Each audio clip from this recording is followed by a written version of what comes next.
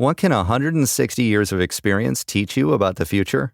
A lot, especially when it comes to protecting what matters. At Pacific Life, we've helped people and businesses confidently embrace the future with life insurance, retirement income, and employee benefits. With strategies built on strength and trust, and a promise to be here for you today and tomorrow. Ask a financial professional how Pacific Life can help you today. Pacific Life Insurance Company, Omaha, Nebraska, and in New York. Pacific Life and Annuity, Phoenix, Arizona.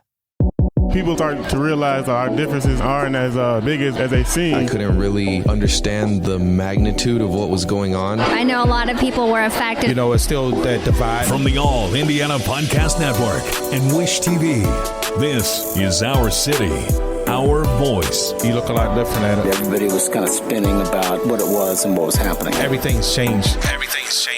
Many students are back in class, and among the slew of new classes, teachers, and routines, there are some new laws. A new Indiana law to address chronic absenteeism in K through 12th grades, now in effect.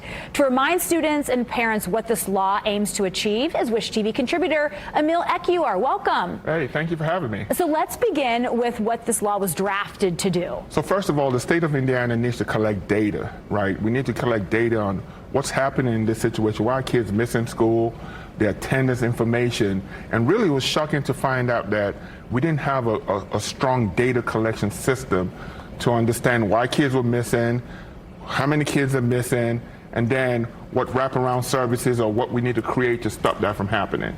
So really this was all created to collect data for the state so we can make just adjustments to what's happening and try to create situations where that doesn't happen anymore. And chronic absenteeism is how many days? 18 days. So you miss 18 days, which is equivalent to about 10% of the school year. Most schools go for 180 days a year.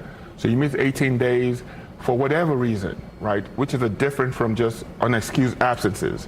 So even if you have excuses, but you miss 18 days, it's just hard to catch up. Now, Senator Andy Zay of Huntington recently addressed some misunderstandings surrounding this new law. So what do educators, parents, students need to remember? So first of all, this law is focused on whatever reason. Again, you missed days because you went to the hospital or you were traveling.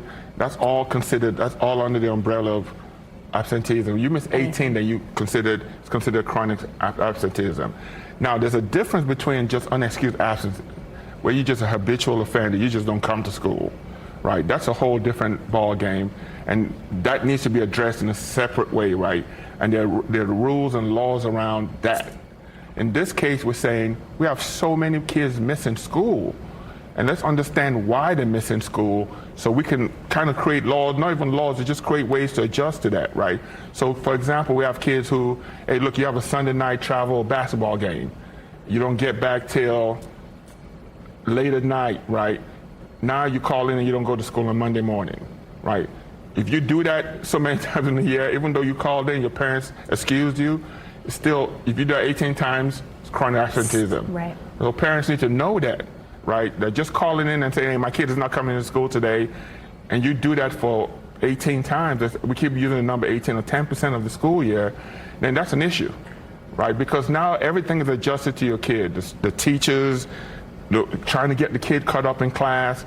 So we just don't want to make that prevalent where that's happening so much, and apparently it is happening so much. And speaking of that, it's a growing statewide concern across the country since the COVID-19 pandemic. So do you think this law is going to help? Well, because they created a law to collect data, right, and just get their arms around what's happening.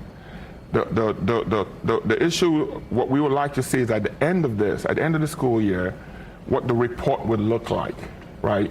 Is it going to look exactly what it looked like in the past, or is it going to be more detailed to show like, hey, look, we had so many kids miss school because of going to the hospital or doctor's appointments, or we had so many kids miss school because, they had sporting events. So just knowing why kids are missing and being able to say, we just had so many kids miss school and we don't know why they missed, right? So getting that data is important so we can actually see, okay, how do we make sure this doesn't happen going forward? Right, yeah. Especially too, like a sporting event or something. Exactly. Just calling the school and having that conversation. Exactly. Hey, this is why. That'll help too. But the other thing that we want to see is, how does that correlate to achievement in class? Like missing school and missing 18 days of school. How does that correlate to your achievement as far as your grades in school, your performance in school. So that data alone will be helpful to say, look, 80% of the kids that missed 18 days ended up struggling in class. We just don't know that data as a whole now, so I think that's part of what they want to collect and then share that back with the public to say, okay, here's why we need to create a law that stops this from happening. Got it. So big stepping stone there. Yes, it Emil is. Ekiyor, Wish TV contributor. Thanks for stopping by today. Thank you so much.